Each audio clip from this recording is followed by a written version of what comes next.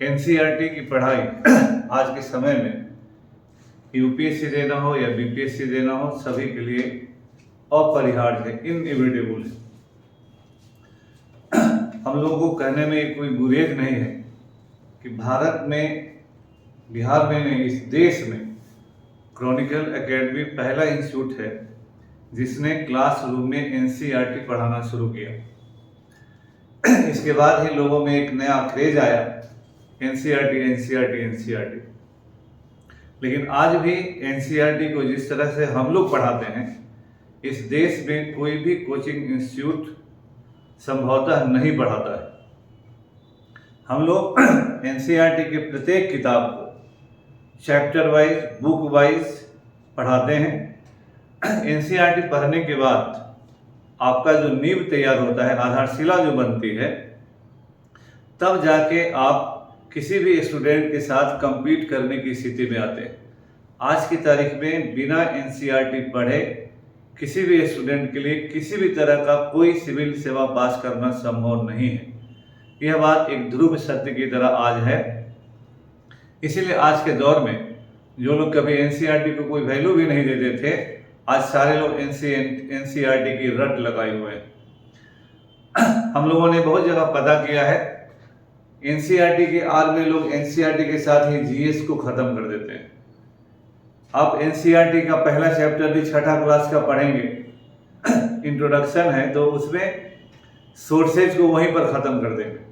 अगला चैप्टर अगर stone age है तो पूरा स्टोन एज वहीं खत्म कर देंगे। हम लोग ऐसे नहीं पढ़ाते हैं। हम लोग जिस किताब का जो पोर्शन है उतना पढ़ाएंगे और हर किताब वाइज आपको पढ़ाते हैं। इसीलिए हमारे यहाँ एनसीईआरटी को पढ़ाने में 1 साल से भी अधिक लगता है। और तब हम आपको प्रीलिम्स के लिए पढ़ाते हैं जीएस, फिर हम मेंस के लिए पढ़ाते हैं। पुनः मैं इस दावे के साथ कहता हूँ कि इस देश में कोई भी इंस्टीट्यूट जो फाउंडेशन कोर्स में भी एडमिशन लेता है, वह प्रीलिम्स अलग, मेंस अलग नहीं पढ़ाता है। और हम लोग जो एनसीईआरटी इंक्लूडिंग बैच में लेते हैं, हम लोग एक ही विषय आपको 3 बार पढ़ाते हैं। हम एनसीईआरटी अलग पढ़ाते हैं, प्रीलिम्स अलग पढ़ाते हैं और मेंस अलग पढ़ाते हैं। तो एक बच्चा के लिए एक ही विषय 3 बार रिपीट होता है। तब जाके आप बिहार में रह के अन्य किसी भी फैकल्टी के बच्चों के साथ compete करने के लिए एक आधारशिला बना पाते हैं। जो बच्चा बचपन से ही अच्छे स्कूलों में पढ़ा, बड़े बड़े इंस्टीट्यूशंस में पढ़ा, आईआईटी में पढ़ा, डीयू में पढ़ा, जेएनयू में पढ़ा, उन लोगों के साथ compete करने का मादा पहले अपने अंदर लाइएगा। और वह मादा, वह ताकत बिना एनसीईआरटी और किसी भी विषय के 2 से 3 बार पढ़े बिना नहीं हो सकता। कोई भी सिविल सेवा वन ईयर एग्जामिनेशन नहीं है, शॉर्ट टर्म एग्जामिनेशन नहीं है, 6 महीने में पढ़ने वाला एग्जामिनेशन नहीं है। और 6 महीना 1 साल में कोई पढ़ाता है और आप पढ़ने का प्रयास करते हैं, तो ये वो भी आपको धोखा दे रहे हैं, आप भी अपने आप को धोखा दे रहे हैं। हाँ, अगर आपका बैकग्राउंड बहुत अच्छा है तो हाँ, 1 साल काफ़ी हो सकता है।